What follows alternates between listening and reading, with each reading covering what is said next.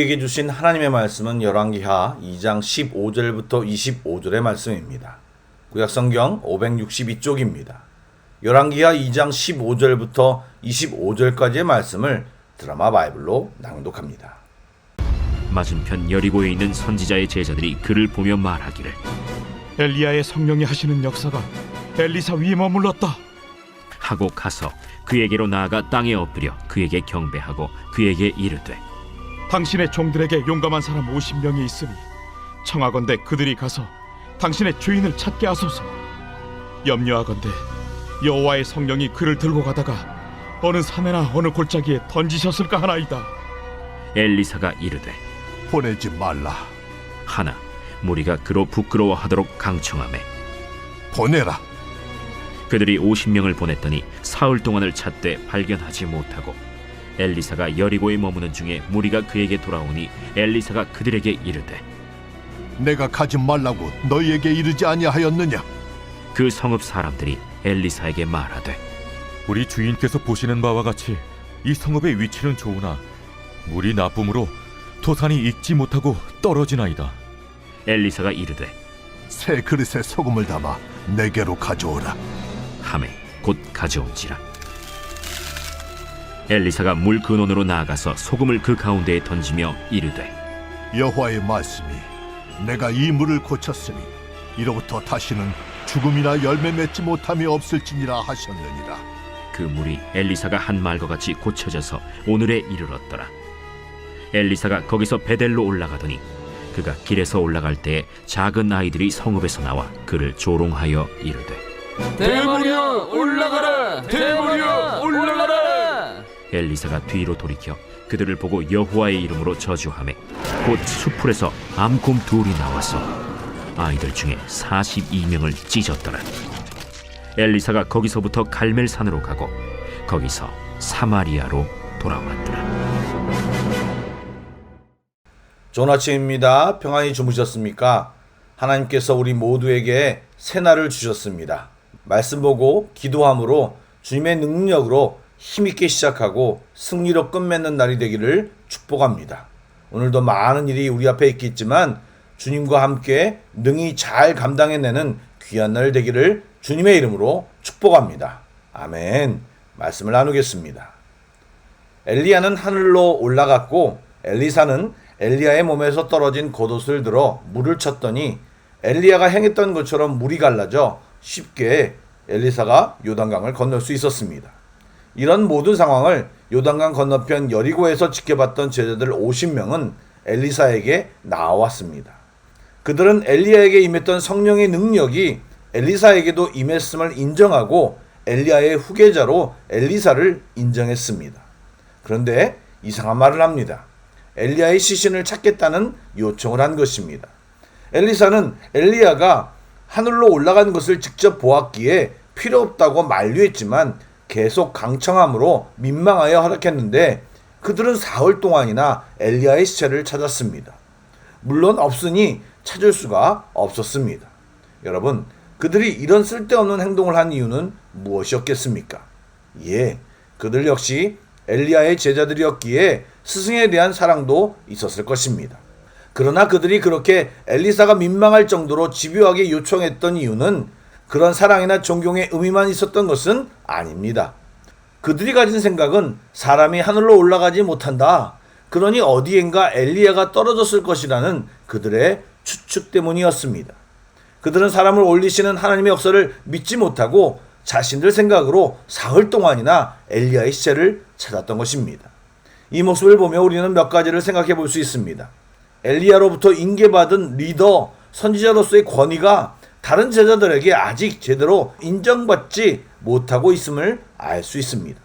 분명 엘리사는 모든 상황을 처음부터 봤기에 계속 만류했음에도 그들은 굳이 사흘이나 시체를 찾았다는 건 그만큼 엘리사의 말을 인정하지 않은 것이고 성령님의 역사에 대한 식견이 부족했음을 알 수 있습니다. 둘째, 그들은 하나님의 역사, 성령님의 역사를 꼭 자기 눈으로 확인해야 이해하고 받아들이는 마치 도마와 같은 사람들이라 할 수 있습니다. 물론 그런 태도가 전부 나쁜 것은 아니지만 예수님도 보지 않고 믿는 믿음이 복되다고 말씀하셨습니다. 덮어놓고 믿는 것보다는 의문을 가지고 더 정확하고 확실하게 믿고자 하나님의 뜻과 의도를 끝까지 또 계속해서 찾아가는 것은 너무나 좋은 것입니다. 그러나 반대를 위한 반대, 믿음 없이, 즉 하나님의 일하심을 인정하지 않고 내 의견과 방법만을 맞다고 주장하며 믿음 없이 보이는 모든 행동은 결국 헛수고를 낳고 공동체의 분란과 분쟁으로 이끌 수 있다는 것을 알아야 합니다. 고린도 교회의 분란이나 또 현대 교회를 살펴보면 어느 교회든 그런 분들이 조금씩 있습니다. 그런데 그런 행동의 끝은 좋은 결과를 가져오기보다는 리더십의 권위를 부정하고 하나됨을 방해하는 결과를 낳습니다. 이렇게 말하는 것이 목사나 교회 리더십에 대해 절대 복종하고 순종하라는 식의 말을 하려는 것이 아닙니다. 말씀에 대하여 또 하나님에 대하여 순종하는 자세와 이해하려는 자세를 갖는 것이 믿음 생활에서 너무나도 중요하기 때문에 이런 말을 하는 것입니다. 더욱이 행정적인 문제가 아니라 하나님의 말씀이 선포될 때 또 주의 일을 하려고 할 때 자주 우리의 이해와 이성을 뛰어넘는 기적이 일어나기 때문에 우리 하나님이 그런 분이심을 인정하고 더 수용하고 믿고 받아들이려고 하는 자세가 우리에게 꼭 필요한 것입니다. 그리고 이런 현상이 일어나는 이유는 오늘 말씀에서 나와 있지만 가까이서 보지 않고 멀리서 보았기 때문에 믿음이 아닌 이성의 자세가 되었던 것을 우리는 한 번 더 묵상해 볼 필요가 있습니다. 가까이 할 때 은혜가 항상 있는 것입니다. 또 한 가지는 이제 이어지겠지만 교회 내 지도자는 결국 영적인 능력 또 성령님의 역사하심을 통해 권위가 인정되고 그 말씀이 권위를 갖게 되는 것입니다. 그런 의미에서 조금은 부끄러운 부탁이지만 고목사와 교회 리더십들이 그런 권위를 계속해서 더 많이 가질 수 있도록 잊지 말고 기도해 주시길 부탁드립니다.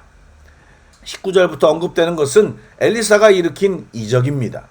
엘리사가 여리고 성읍에 머물러 있을 때 그 성읍 사람들이 그에게 와서 물이 좋지 않아 땅이 비옥하지 못하다고 하소연을 했습니다. 그러자 엘리사는 소금을 가져오게 하여 물의 근원에 소금을 뿌려 그 문제를 해결했습니다. 이런 이적은 모세가 홍해를 건넌 뒤에 마라의 쓴물을 달게 한 이적을 기억하게 합니다. 생각해보면 엘리사도 요단 강물을 가르고 좋지 않은 물을 좋게 바꾸는 이적을 행한 것입니다. 그리고 이제 그가 여호와의 말씀을 선포하고 물이 회복되고 죽음이 물러나고 생명이 드러나며 풍성한 열매가 맺히게 됨을 선포했습니다. 여러분, 참된 일꾼은 이렇게 회복과 생명의 말씀을 선포하고 세상을 치유하며 복의 근원이 되어야 합니다. 바라기는 우리 모두가 그런 참된 주의 일꾼들이 다 되시길 주님의 이름으로 축복합니다. 아멘. 마지막으로 3절밖에 안 되지만 좀 특이한 일화가 소개됩니다. 엘리사가 베델로 올라가자 아이들이 대머리야 올라가라고 그를 조롱하며 모욕했습니다. 그런데 이것은 단순한 놀림이 아니라 엘리사를 모욕하고 또 배척하고 쫓아내려는 의도가 포함된 것입니다. 베델은 선지학교가 있는 것이기도 했지만 여로보암이 만든 금송아지가 있던 곳으로 우상숭배와 온갖 범죄의 중심지였습니다. 자연스럽게 하나님의 말씀을 전하고 회개를 촉구하고 우상을 타파하라고 선포하는 선지자들에 대한 반감과 저항이 컸습니다. 또한 한국말 번역이 아이들이라 번역해서 읽는 사람들로 하여금 오해를 갖게 하는데 실제는 청년이라고 해석해도 되는 단어입니다. 그리고 그들이 말한 대머리여 올라가라는 것은 저주입니다.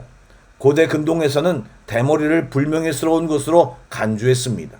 이스라엘 백성들은 문둥병을 하나님의 징벌로 생각했는데 대머리가 문둥병으로 발생할 수 있었다는 점에서 대머리가 충분히 수치스럽고 불명예스러운 것으로 인식되었습니다. 그러나 엘리사는 문둥병으로 인해 대머리가 된 것이 아니었습니다. 그것은 엘리야가 머리가 길고 숱이 많은 것에 비해 엘리사가 너무 다른 대머리였기에 비꼬아서 엘리사를 그의 계승자임을 부인하고 조롱한 것입니다. 그리고 그렇게 두 번이나 말한 것은 고의적으로 말하는 것을 의미하는 것이고 올라가라는 표현 역시도 엘리야의 승천 사건과 연결되어 엘리야처럼 사라져라 어디 베델에 발을 들이려 하느냐라는 의미가 내포되어 있는 것입니다. 그러기에 엘리사가 그들을 향해 저주를 하였던 것입니다.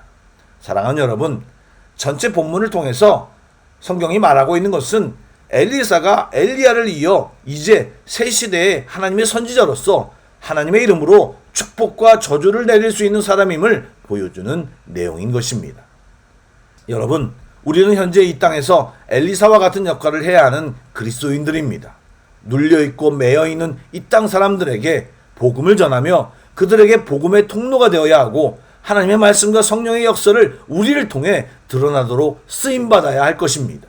이제 먹고 마시는 문제를 넘어 하나님의 일, 나의 사명을 신경 쓰고 생각하는 성장한 그리스도인이 되시길 주님의 이름으로 축복합니다.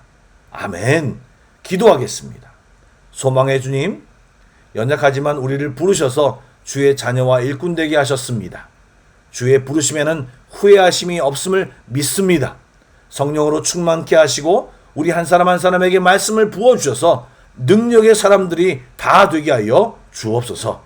삶 속에서 주님을 드러내며 죄악에 눌려있는 사람들에게 주의 사랑과 복음을 전하는 귀한 성도들이 다 되게 하여 주옵소서.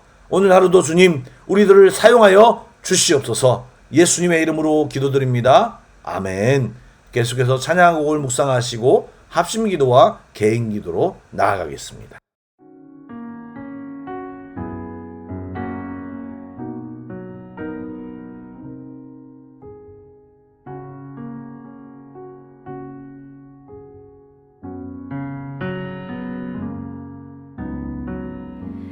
모든 것 아시는 주님, 나의 맘의 연약함 보시고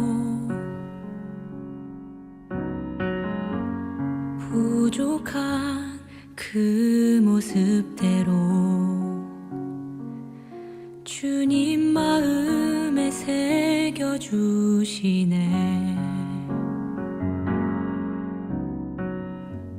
주님께 도로한 마음 하나하나 헤아려 주시니 그 마음 그 아픔들을 주님 손으로 품어주시네. 거친 길 위를 걸어갈 때도 험한 산이 앞을 막아도 빛 되신 주님의 두 손이 나를 붙드네. 주의 마음이 닿은 내 삶에 저민 슬픔을 씻으시는 주님을 찬양, 주 이름을 찬양하네.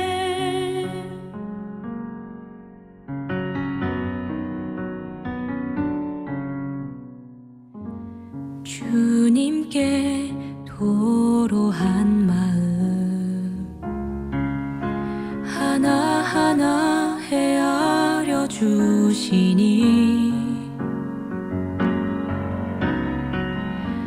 그 마음 그 아픔들을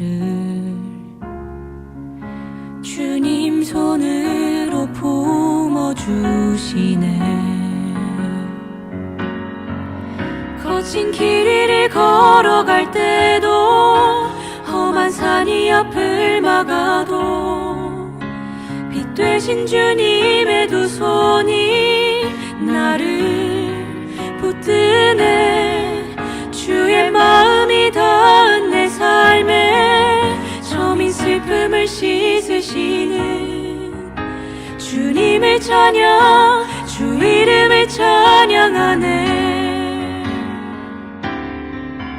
거친 길 위를 걸어갈 때도 험한 산이 앞을 막아도 빛 되신 주님의 두 손이 나를 붙드네. 주의 마음이 닿은 내 삶에 저민 슬픔을 씻으시는 주님을 찬양, 주 이름을 찬양하네. 주의 마음이 닿은 내 삶에 저민 슬픔을 씻으시는